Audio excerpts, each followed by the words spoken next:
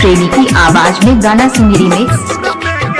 हाँ कोना रहे छी तू ससुरा में के जान, कोना रहे छी तू ससुरा में के जान। जहिया से अपना तू पिया घर गलही, हमारा मोबाइल पे फोन न कलही। याद तोरा हरदम करई छी, बिसरल न जाइए तोहर है के नाम।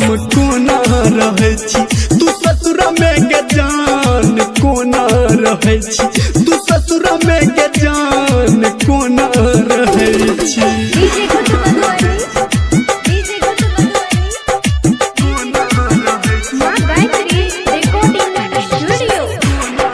इलाका किसी का हो धमाका डीजे चंदन फुकराम कटकया डीजे का होगा। अभी आप सुन रहे हैं युवा स्टार म्यूजिक की शानदार प्रस्तुति। जी यही मरे के तू खा के किरिया, जी यही मरे के तू खा के किरिया। छोड़ ले तू हमारा विपैत के बेरिया। हम कनलिए सबके झललिए, हम कनलिए सबके झललिए। कहला बदलही न तू कोनो कान, कोना रहे छी तू ससुरा में के जान, कोना रहे छी तू ससुरा में के जान, कोना रहे छी।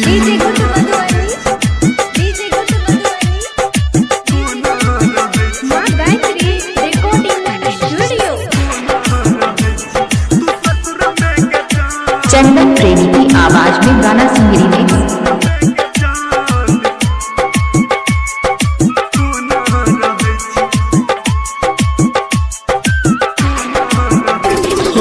असरा पे असरा ये तोरा पे लागल, असरा पे असरा ये तोरा पे लागल। याद में तोरा हम हो गेल पागल।